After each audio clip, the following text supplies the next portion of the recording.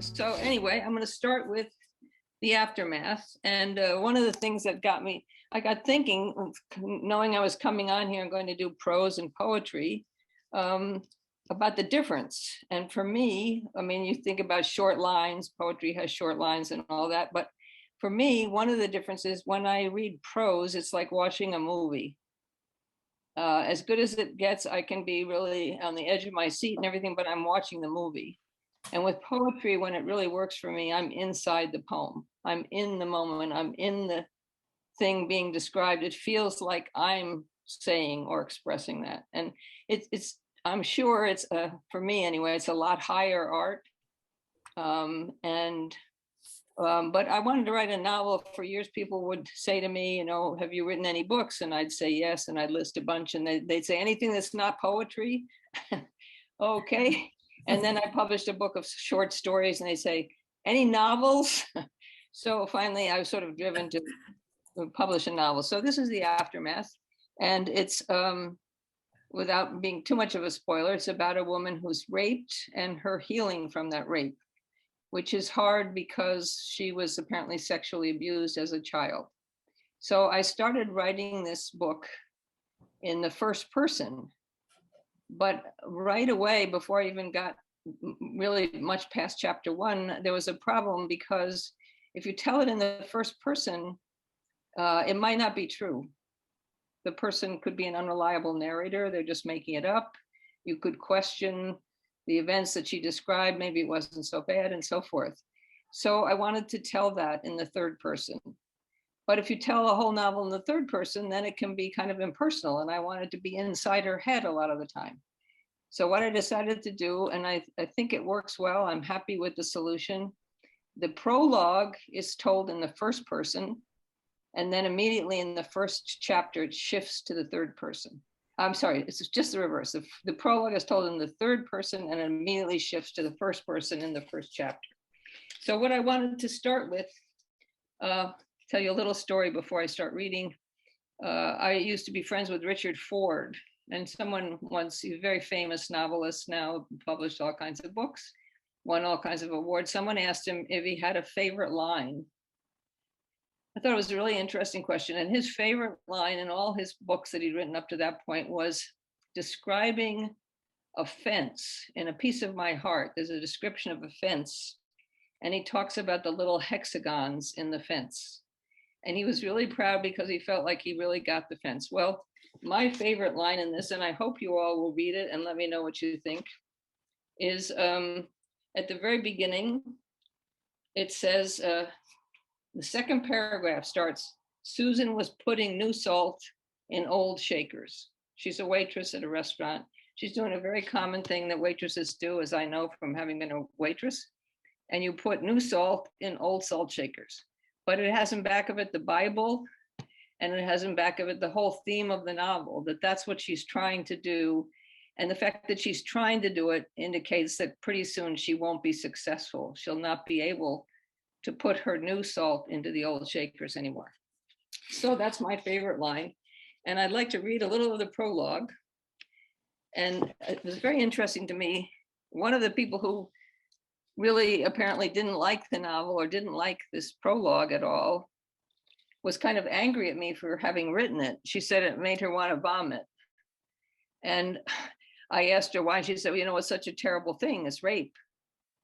Yeah, but people describe rape and murder and all the time. Well, I came to find out it's told, Susan, the heroine, is not just raped. She's drugged. She's drugged with a date rape, and I studied that quite a bit. And so it's told as she loses her rational stream of consciousness. It's told as she becomes under the spell of the date rape drug. So there's nothing in here that is at all graphic. And it interested me that what this woman was reacting to so strongly was her own imagination. So in a way, I think it was kind of a praise, a backhanded slap, if you will, because there's nothing graphic. So this is Susan's the waitress. She's cleaning up. A man comes to the to the restaurant, and she ends up making him a little something to eat, even though it's after hours. And he gives her this bouquet of roses. And he says that his date stood him up, and he begs her, he says he's an out-of-towner, and could she go with him, please, to the little bar? It's right across from the restaurant. She doesn't have to leave the hotel or anything. It's 5 feet away, and just have one drink with him. It's on New Year's Eve. Throughout the novel, all the holidays are there: Christmas, New Year's Eve, 4th of July.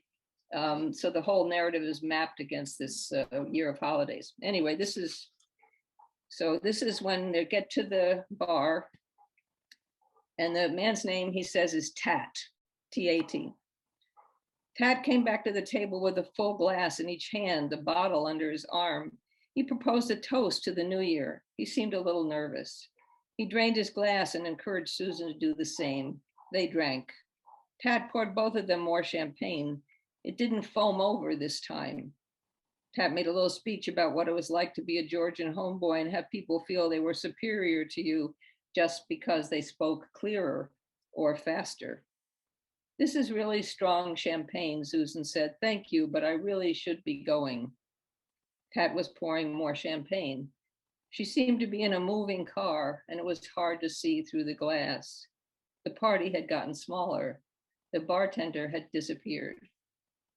It's those cheddar cheese fish, a man's voice said slowly. They make everything weird. She could almost see the fish dissolving as they swam. A big silver ball moved slowly down a spike high above Times Square, where she first thought it was raining because everything looked blurry. Then she realized she was standing still, but moving. She was moving through time as if in a parade. People were lining the streets. They were cheering, but didn't make a sound. She was in the elevator. The operator was out of uniform and out of focus.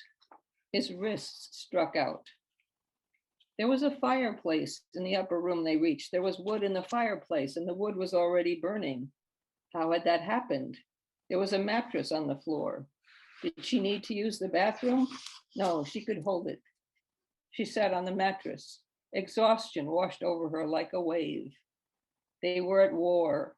They were in a bunker. She'd been in a bunker her whole life. Someone would have to pay. Where was her purse? There it was. There were pillows everywhere, like clouds shot out of the sky. Someone was tugging off her clothing. She was a child again. It was time for the whispering and closets with coats overhead. She needed to do what she shouldn't because she had to. Still, in the midst of pillows, there was something waiting, something like terror. And the terror was like lightning. And by the light of the lightning, she could see she was naked, and she was the only one. The switch confused her. She wondered about the champagne. There had been salty champagne. No wonder she was thirsty. A voice said, "Lie down on the wood." She was in a boat now, sailing out to sea. She was not in control. No one was in control. The water knew what it was doing. The boat was sinking. Salt water was pouring in, flooding her. There was no room for anything personal. Wingless angels were dancing on pins and needles, sharp, sharp. A country had its legs open, forced into yawning. Someone was bent. Fingers were scrabbling in hair she didn't have. A plane high overhead droned like a voice.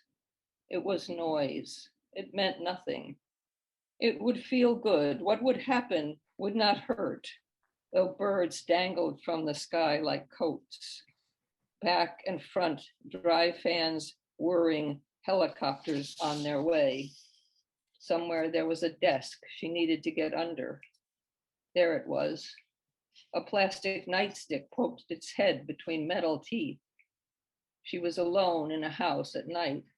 Men were at the back door, and she ran with the children to the kitchen, and they pushed back, all of them, pushed against the door, digging in their heels. And even as they felt the door give way behind them, they heard the front door open. If there was someone in charge, it wasn't someone you could reach. When you came to it, you had to let go, forgetting what came next. Small animals ran for cover on a stubbled field. It was open season in a storm. There were shots. Animals were pushing at her, hard nosings over and over. They would bite her if she didn't play dead. The animals were blind and wet, and teeth and fur and hands and mouths and things too fierce to mention. If they bit her, she would not feel it. She would not feel it. The animals had gone. There was just a bristling field where storms happened. There was an eye that closed. And the animals pushed back, coming at the tree from hot, sticking, dry, muddy, front, back, double entrances in trouble of earth, stabbed by forked tongues and lightning and pain, rounded Spain, and ran zigzag in all the dark directions, anywhere it wanted, anywhere at all. Pain, pain, pain, pain. That's the end of the book.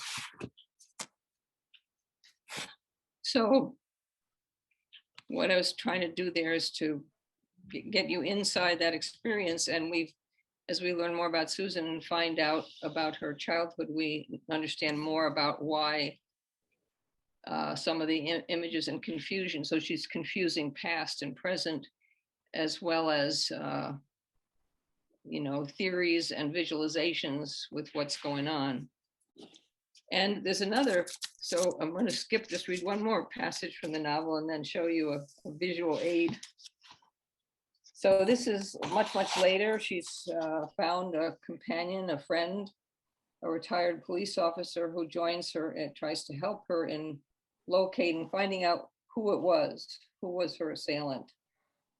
And they do some investigation in the hotel, and this is finally what happens. Adam is the name of the police officer, and I'll have something to say about that in a moment. I stepped into the room, and something more basic than memory hit me like a battering ram. I could hardly breathe. There was a musty smell that made me sick. The bilious green of the rug was hard to take. And then I saw the picture. The fire in the fireplace was not burning, but the books on the floor in front of it were. An ocean liner faced the viewer. It was apparently coming right for the house. A picture of the leaning tower of Pisa had been hung crookedly on the wall. The world had been knocked cockeyed so the tower could be straight. There was a mirror over the fireplace, a snapshot stuck in the mirror frame. The snapshot was of a man with green snakes for hair. No, it was leaves. A bust of the same man with the same hair stood in an alcove looking blindly on.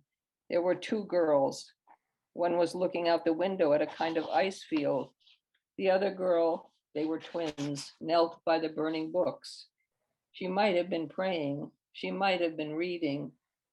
In a moment, she would get the answer she was looking for, and the book she was holding would burst into flames. The girls had well-defined heads and limbs, but their bodies had been reduced to suggestions. The bodies you thought they had were really the walls and floor of the room. There was a tree in the room, its roots stretched out along the floor. So this was my memory of a picture that captured exactly, again, I really like this image of the twin girls, and in my mind, they're both the heroine. So one is staring out an ice field and trying to pretend none of this happened, trying not to know what happened.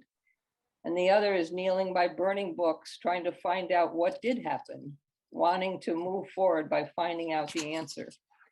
And I knew this book had something to do with memory and this picture, and I wanted to find it so I could confirm my memories, which were a little hazy. So I put in, I thought persistence of memory, but no, that's Dolly.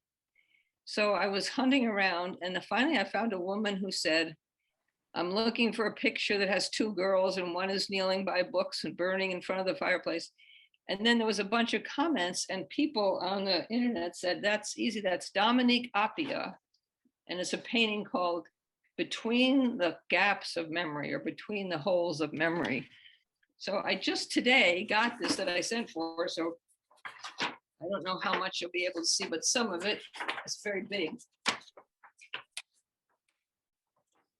up a little. Can you see some of that? I don't know, Leopoldo, can you see some of that? See kind of what looks like the top half, but I can't see the bottom half. Oh yeah, I can see more now. See there, the girls? Oh, not, yeah, beginning to see that. Yeah, the bottom.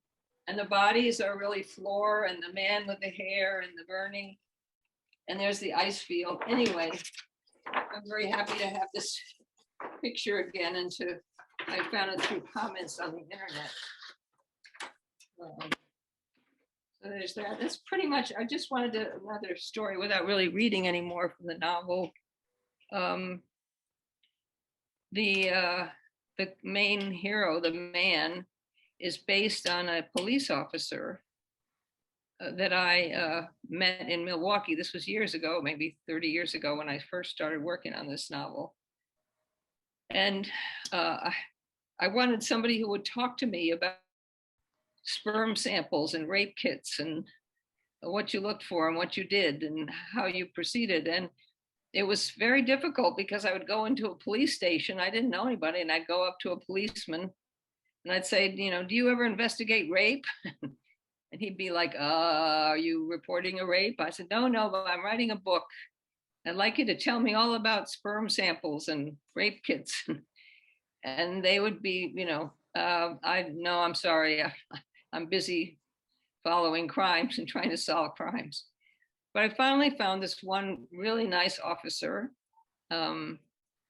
And he was incredibly generous with his time. He was an expert in identification, had all the kits, knew what to do, and had used them. And he gave really generously of his time. So when I said about making a protagonist, I built it around him and the way he speaks and some of the ways he thinks. And when the book was published, I wanted to get in touch with him, but it had been, 25 or 30 years. All I had was the last name. I used his actual last name, which was Ferrier, but I had used a different first name and I didn't remember what the first name was. So I looked in the Milwaukee police departments for those years, and I couldn't find any Ferrier until I went way back to the time of my doing the research. And this officer disappeared. Was James Ferrier, disappeared in like 93 or retired. So I called the public relations department of the police, and I told them in Milwaukee, I told them I was looking for this police officer and why, and they were interested. And I said, I know you can't give me his name or address if you find them, but could you let him know that I'm looking for him? I think he might contact me. So the next day, I got a letter from that personal relations guy saying, we found and located the officer James Ferrier, and I've given him your email. And right below that email was an email from Jim Ferrier himself. Very happy to find out about the novel. And I sent him a copy, autographed, and his sons were very excited that he was the model for the hero of this novel. Oh, and I forgot how I tracked him down to the police department was that the only thing I remembered about his own police department work was that he was one of the first officers to enter the apartment of Jeffrey Dahmer, the cannibal, serial killer, worst crime in history guy. And he was the one who opened the freezer and found the first evidence of what Jeffrey Dahmer had been up to. So I put in Dahmer, Jeffrey Dahmer, and Ferrier, and right away I got pictures of Jeffrey Dahmer and the evidence taken by Officer James Ferrier, and that's how I knew what his first name was. So that's pretty exciting. Leopoldo, I wonder, is it possible for me to see the gallery view? Oh, I can. You Okay. in gallery. Okay, great. All right, excellent. I was tired of looking at myself. They're huge. I know, this is for the purpose of the video too. Right. Okay, great. So I wonder if that's pretty much all I was going to say about the aftermath. I wonder if there are a quick question or two before I move on to the poetry and the new book. If not, Glenn, can you hear me? yeah, where are you? Could you raise your hand? Yeah, okay, go for it, John. Okay, you can hear me then. Yeah, Okay, because I gotta hold the space bar down in order to talk. okay, I'm not a computer nut. right. I'm lucky I can turn it on. Okay, so is it you? Are you Officer James Ferrier? Yes, ma'am. Okay, so I'm really delighted we have the honor of having the actual person. And I'm delighted to say that I'm going to be working with Jim on another story, a long short story about the crash of Midwest Airlines and his role in that. And it's really fun to be working with you again. I'm all excited about what we're going to do in this new story. So thank you Did you for coming. did you get my airplane file? I did. This Jim has had so many adventures of the most stressful sort. Unbelievable what he's been through. And I treasure our connection, and I'm really glad you could be here tonight. And could we give a clap for Officer Jim Ferrier? I'm so glad to see you. Thank you very much. Thank you. All right, so I'm going to move on to the poetry. If you have a question about the novel that occurs to you later, please put it in the chat and I'll see it that way. Hey, Lynn, Yes, before you go, is it all right I can leave? sure. You can leave anytime. Well, it's about 9:30 Right. here, so Okay. I usually hit the rack. Okay, great. Have a good evening. Okay, Bye. nice seeing y'all. Bye. Bye-bye. Okay, so the name of the poetry book is The Artwork on the Backs of Gargoyles. And it's, as Leopoldo said, it's entirely consists of poems, sestinas, villanelles, and two paradels. And I think most of the regulars here know sestinas involve 6 words that you keep bringing back again and again in different combinations. And a villanelle has 2 lines that repeat. These are considered 2 of the most difficult forms in English language. And the form that out difficults even the sestina and the villanelle is the paradel. And let me see, the paradel, are you hearing that siren? Let me see if I can. So the paradel was invented. Billy Collins claimed years ago to have found this form written by troubadours in medieval France, and he gave us an example, and then he tried to write an English paradel, and it was ludicrous at the end because he found himself repeating the, and, but, and then it turned out that the whole thing was a big joke, that he invented this form that was incredibly difficult to make fun of formal poetry. But now that we have computers, I thought, somebody could write a decent paradel. So actually, maybe what I'll do is, well, I'll tell you about the shape of the book. It starts with 1/3 is male voices. And I did this because a lot of the poems that I write, I imagine that they're spoken by a man, or at least a male. And people, knowing that I am none such, will always attribute this to this is a woman speaking, and it gets them into a lot of trouble, misunderstanding the poem. So I thought, well, why don't I just say, okay, these are the male voice poems, these are the female voice poems, and then at the end I have a 3rd section that's called gender fluid. So we have male voices, female voices, and gender fluid voices. And I thought that's, kind of contemporary. And these are the poems that I think I don't really know. They're fluid. Could be by bi person, trans person, I don't know. So I thought I'd go through the sections and read just a few poems from each section. And I'm trying to read a little bit of the sestinas and a little bit of the villanelles, and then 1 paradel. So this is the first poem in the male voice section. And again, I'm kind of a contrary person. So people didn't understand how this could be a male voice person. So I changed the title, and now it's called This Gay Life. So the first male voice is from a gay man. This gay life. That's more like it, I finally heard him say. I'd do without the forceps if I could. As I relaxed, I felt the world give way. At 10, I slipped out after dark to play. Father didn't hit me, though he thought he should. That's more like it, I finally heard him say. At 20, I had a stage lover. I lay shaking in his arms in a backstage wood. As I relaxed, I felt the world give way. We married. For 10 years, he managed to stay faithful. When he aired, I said I understood.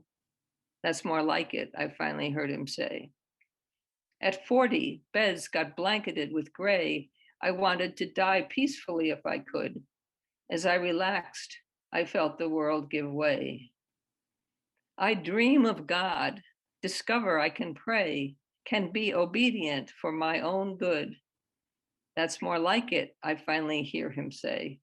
As I relax, I feel the world give way. So that's a villanelle. And I discovered, interestingly, that in the male section, it's almost all sestinas. There are many more villanelles in the female section. One of the things, the introduction to the artwork on the backs of gargoyles is written by Sharon Cumberland, an professor emeritus from Seattle University. And she says that for her, the villanelle is emotion and sestina is narrative or description, narrative, I think she says. So she talks about the intensive and the extensive. So I don't know if I think of men as being more extensive and that's why they're more sestinas, and women are more intensive and that's why they're more villanelles. I don't know. Anyway, this is one of my favorites. I invented a lot of variants onto the sestina form. So this is a sestina, but it's made harder by the fact that the words, the N words, repeat in exactly the same way throughout instead of being mixed up and turned around. It's called After the Funeral. He follows his manifest breath back to the frozen house he used to call home. The second from the bottom step still creaks, but the green porch swing is nowhere to be seen. Regret, the black cat who never liked men, winds around his legs, then moves away. The key isn't scotch taped to the back of the ice-glazed mailbox. It's under the home sweet home mat he made in first grade, which is still stained as if with faint green blood on the side where he left boots. The key stalls. Why did he never hang on to his all those times he moved away? He's in. The tall clock stands at attention back to the wall. Its case may be the dark home of cornered spiders, but the pendulum still cuts a clean arc from here to nowhere and back. The old deaf hound whose name he never remembers has somehow found a way to wedge herself between the wall and the back of the couch. Under his mother's childhood, home is where the heart is sampler, which still hangs by a thread. The dog's legs twitch. She runs where her dreams take her, fields where Brer Rabbit never heard of Mr. Dog. He makes his slow way to the bathroom closeted under the back stairs. He used to bring bottles of moonshine home. A friend used to joke, still waters do run deep. But the kitchen's where the warmest things happened. He never sees deep bowls without remembering the way the leaden dough would rise. He'd punch it back. It always rose again. Things are coming home to him too quickly. He goes outside. The still night air is fresh and cold. He stands where there were lilacs. The stars, which are never just stars, shine, but not in the friendly way they used to. He'll sell things and give the pets to friends. Coming home still means being nowhere. He'll never come back. He'll never get away. And at the end, thanks. At the end, this little tercet, there's a 3-line envoy at the end of Sestinus, which I should have mentioned. So you have the sort of summary maybe of the theme, or pulling together the different threads. This is the most recent poem in the book, I think. Oh, I wanted to say though about that after the funeral. I don't normally like taking poetry classes, but one time I took a class not too long ago with David Wagoner, a famous American poet. And I handed in, we would hand in everywhere. I handed in after the funeral. And David Wagoner read it. And he said, well, this is a pretty good poem. I would recommend putting it into a form. And I said, well, it is a sestina. And he went, oh my God. And he had completely missed the sestina form, which I thought was a great recommendation, that David Wagner, the great expert on form, didn't recognize what he was reading. Anyway, this is one of my favorites. I tend to, I was talking to somebody recently and they were, what praise, but especially good is praise for the things that they've just written. People come up to you say, oh, I loved your first book. And you think, yeah, well, okay, I've written quite a few since then. You didn't like those so much. So this being the most recent one, this is the one that I hope people will especially like. This again is in the male voice section. And it's a little bit different. It's a sestina form. I'll read all the variants have little notes on them. So the note here says, this was intended as a sestina manquée, which is a sestina lacking the 3 lines at the end, the envoy. And adding an extra line to one of the stanzas was unintentional, but now becomes part of the form. So if you want to write this sestina, you don't have the envoy, but one of the stanzas has an extra line. This is the shy man, the fireworks. The once dark garden where the shy man walks is lit with torches, revealing a flickering forest of strangers with drinks in their hands. Green-eyed girls in silky sheaths laugh and lick their crimson lips. One tangles around his trembling legs. Enormous flowers explode in the sky, dazzle the shy man with falling crimson that shrinks to a glow of green and is gone. The shy man stands at the concrete edge of a pool. The glassy surface shatters when girl after laughing girl dives in. At the wild splashing of the naked girls, the shy man puts his hands in his pockets. Their laughter blunts the edges of a long denied desire and turns him crimson. When a girl emerges wet and dripping, he walks to her on feet of water. He wraps her wetness in a towel. They lie in the grass and he kisses her on the soft outlines of her crimson lips. A plane roars overhead. The girl invades the wild forest of his body, green for the taking. He feels a rush. Hot flowers explode in a shining sky. He awakes after dawn.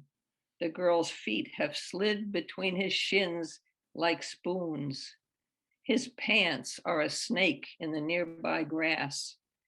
He puts on his clothes and stumbles away, pats himself down on the steps of a church. He enters and kneels and asks for guidance.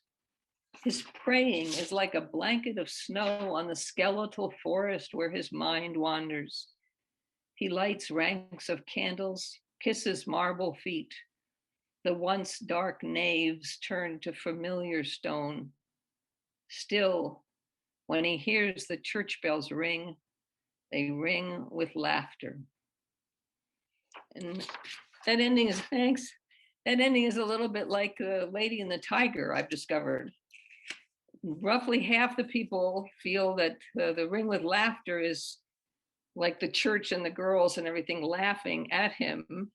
And the other half feel that it's him laughing that he's broken out of the church and is now had his experience with sexuality and everything. So one sees that very positive laughter and one is kind of condemning laughter. So, okay, so that's enough male voices.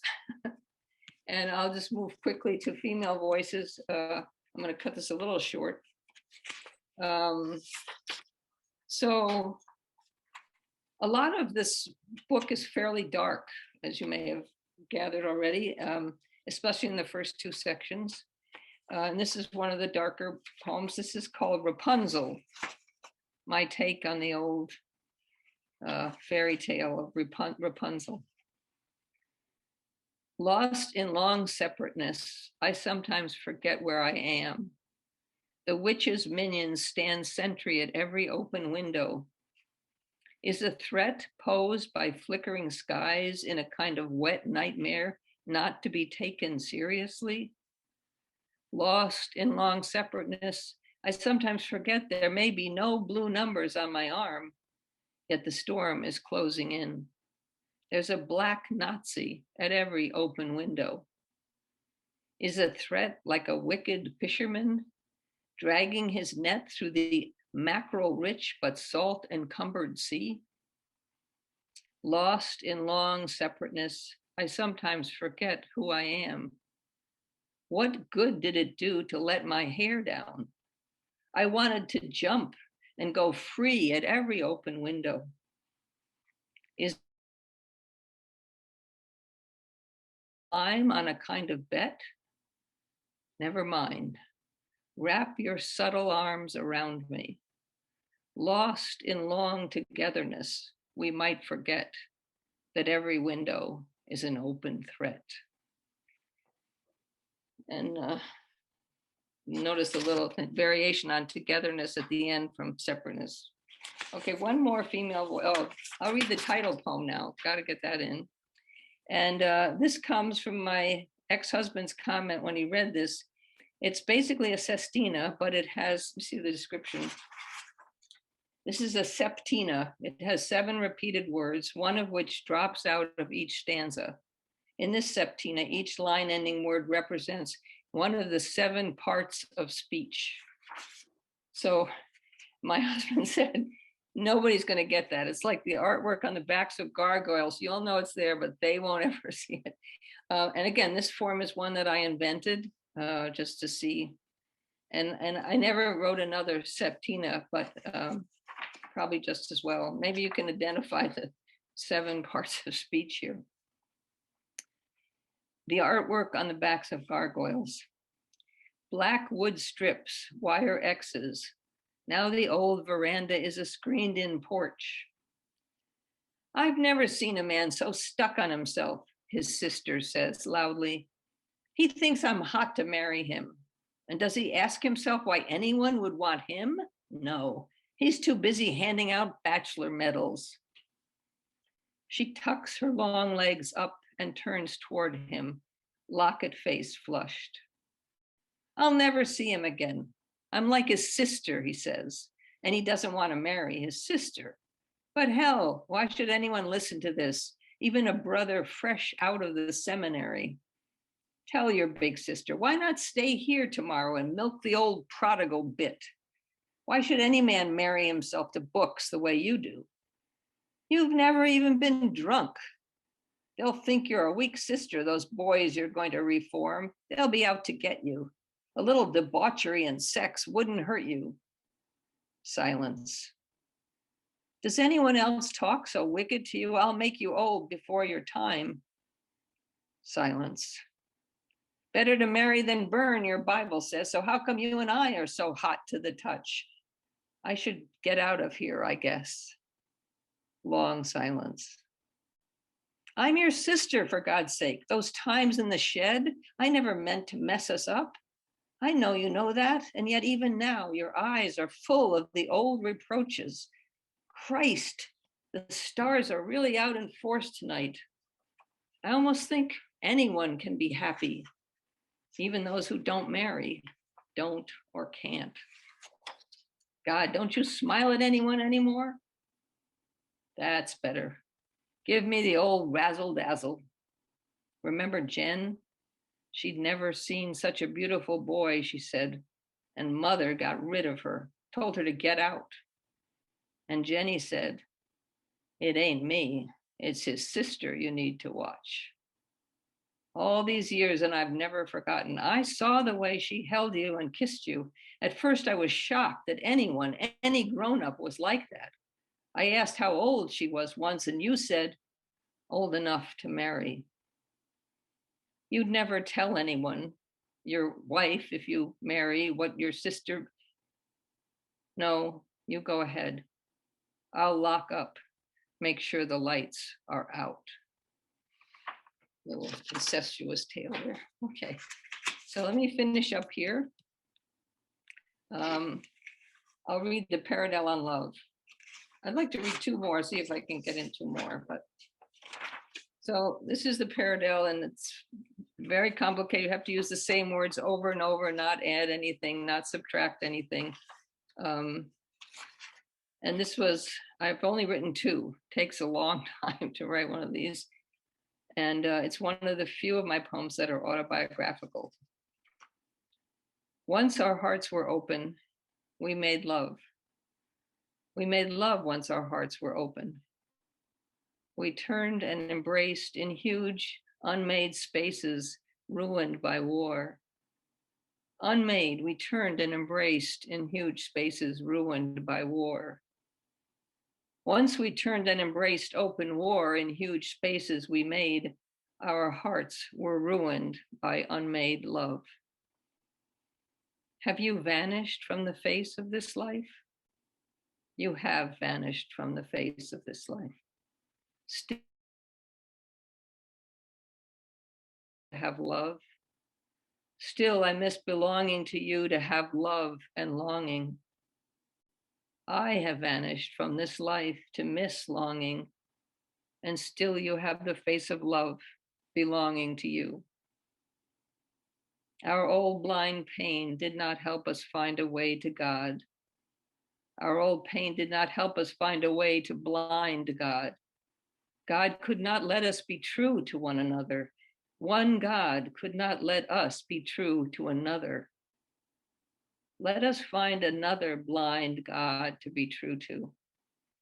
Our old one-way pain God did not, could not help us. Our old way of belonging to blind war turned our heart's spaces to pain.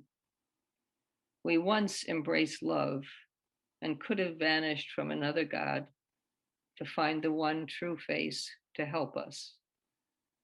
You were not open, God. You did not let be and have ruined us. And still, in this unmade life, made huge by longing, I miss love. I think I'll stop there. Thank you. I could tell one little funny story about this. So coda is that I read this as part of the Bart Baxter poetry competition. And they do it like the Japanese thing. They have three judges or five judges. Anyway, they have an odd number of judges, and they have either a card with your color on it, like red, or the other guy's color on it, black.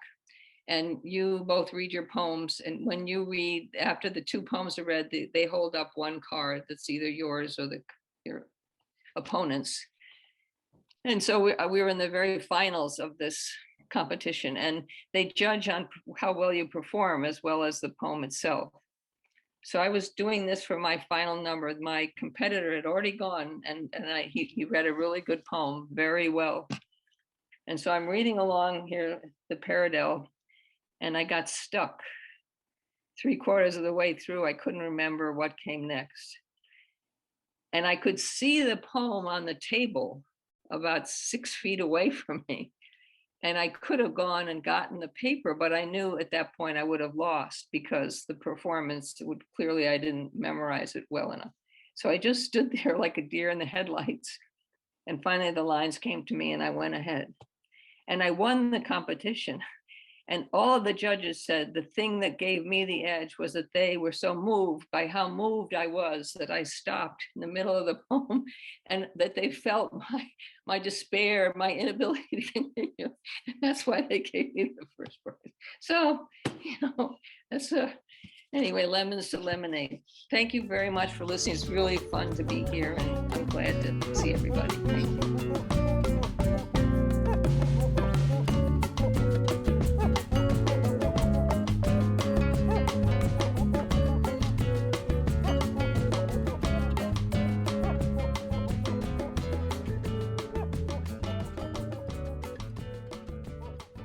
Now, this poem that I have is written based on an anecdote that dates from the days of the Caliph of Baghdad.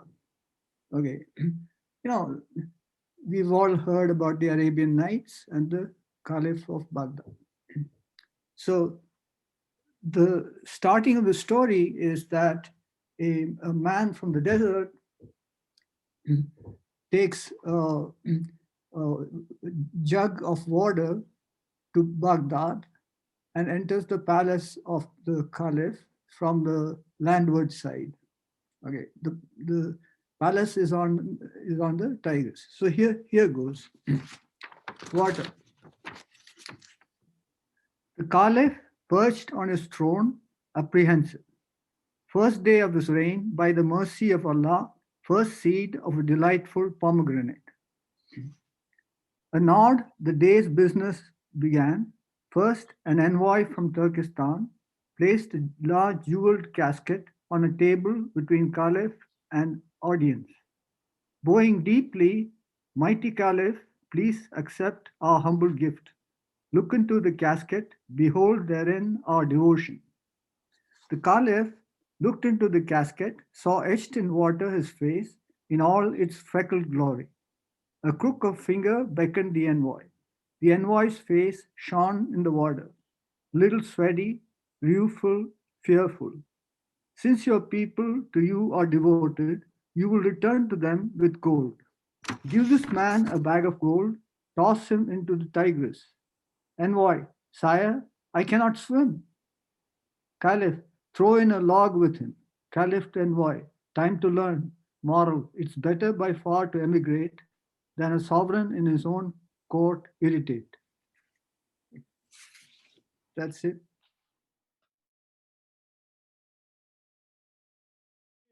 I just got this magazine in the mail. It's called The Opiate, and there's a couple of my poems here. So this is kind of funny. Is that okay? Hi. Okay, this is called The Man Next Door. Oh, let me just say that I used to live in high-rise apartment buildings downtown Portland. This is called The Man Next Door. The man next door vacuums in the nude. I can see him from our adjoining balconies, high above the street. He pulls down the bed, lies against the wall, turns on the news, and jerks off. At least, I think that's what he's doing. It's hard to get anything done.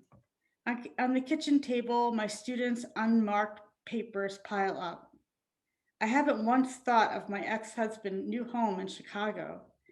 I feel relieved I won't have to see him again. Last year at the airport, I stood at the gate waiting to board my plane when I thought I saw him holding hands on the movable walkway with his wife and baby.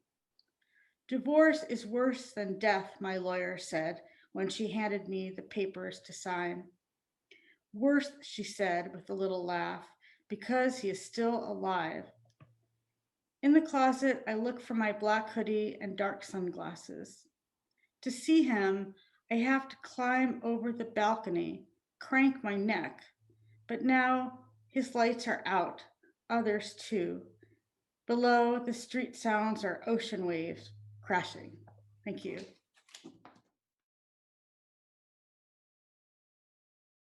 Okay, so I was back in January, I featured with Lynn, who I did not know prior.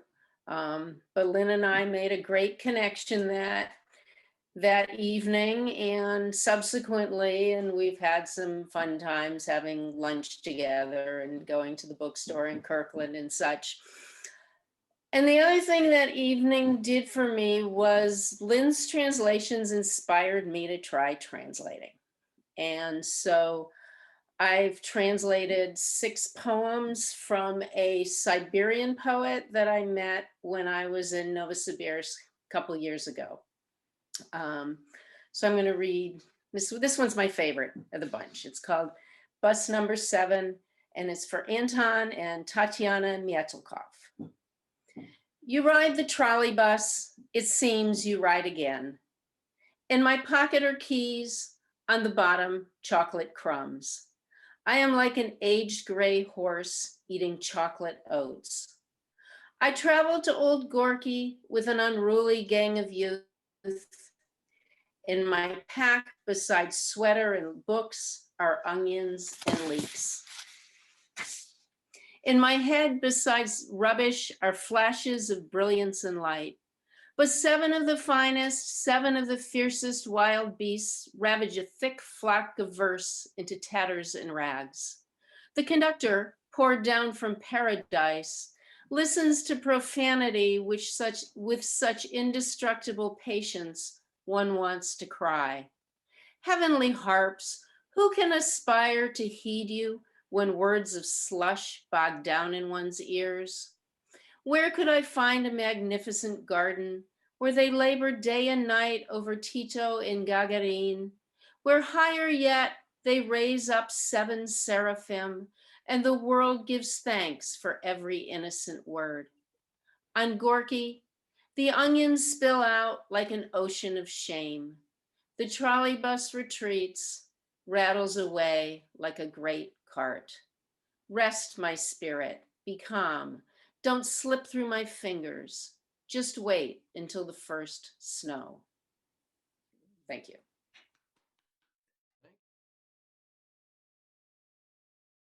Okay, this is something I wrote a few weeks ago for Carolyn Wright's class and forms.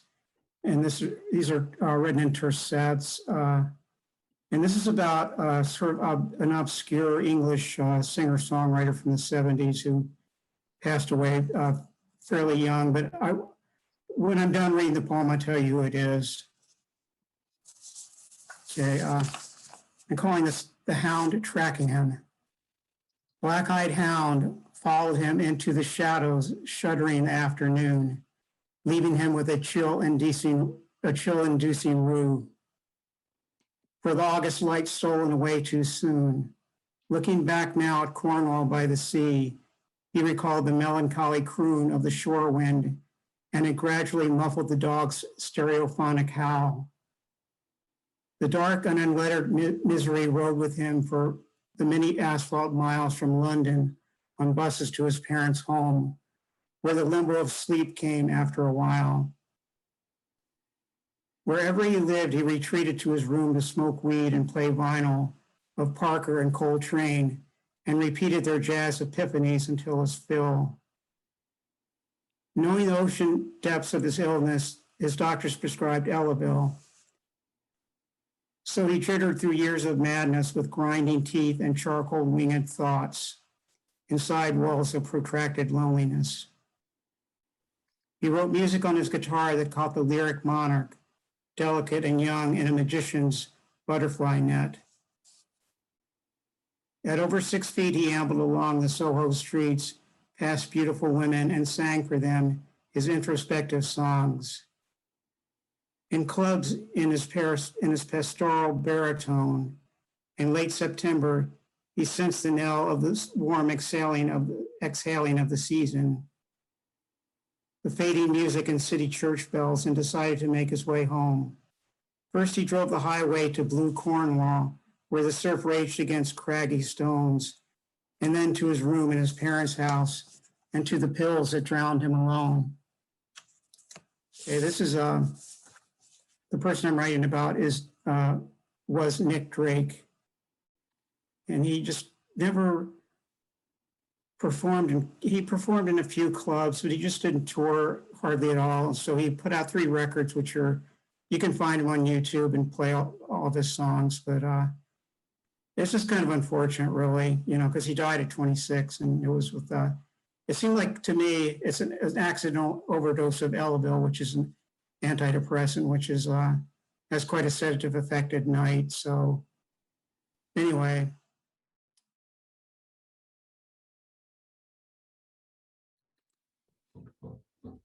So I'm going to end on a lighter note for everybody. The invitation to the woman with the cranes on your mask and the adorably petite dog on a fuchsia pink leash. Will you take tea with me one day soon?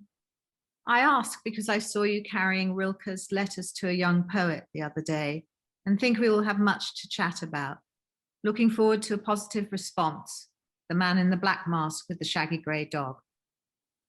To the man in the black mask with the shaggy grey dog, what a surprise to find your note under the altar of stones I placed so carefully on the wall. How clever of you to glitter the edges of the paper. It sparkled in the sunlight, but you must have known it would catch my eye. Yes, why not? Tea, when and where? My dog's name is Lucy. Dear Lucy's mum, hallelujah. Do you know the picnic tables down by the river on the edge of town? You take the path by the rhododendrons to the right of the church. I prefer the table on the far left by the big boulder, the one that looks like Leonard Cohen in profile. Would Sunday morning work for you? Some days when the wind's in the right direction, you can hear the choir singing. My dog is Rufus. Dear Rufus's dad, that rock does look like Leonard Cohen now you mention it. I do hope we hear "O Worship the King, all glorious above." That's one of my favorite hymns, along with Jerusalem, of course. Shall I bring egg and cress sandwiches, or are you more of a sardine man? Would 10:30 suit? The Sunday service starts at 10. My name is Marigold, rather a silly name, I'm afraid. Dear Marigold, what a splendid name you have. 10:30 on Sunday it is. I'm rather nifty in the kitchen, so I'll provide tea and scones. I've got lemon curd too, which will add some tartness to the occasion. Let's splash out, have sardines and egg and cress. Rufus can't wait to meet Lucy. And do bring Rilke along for the ride. My name is Aubrey, though most friends call me Audrey. I don't mind either way.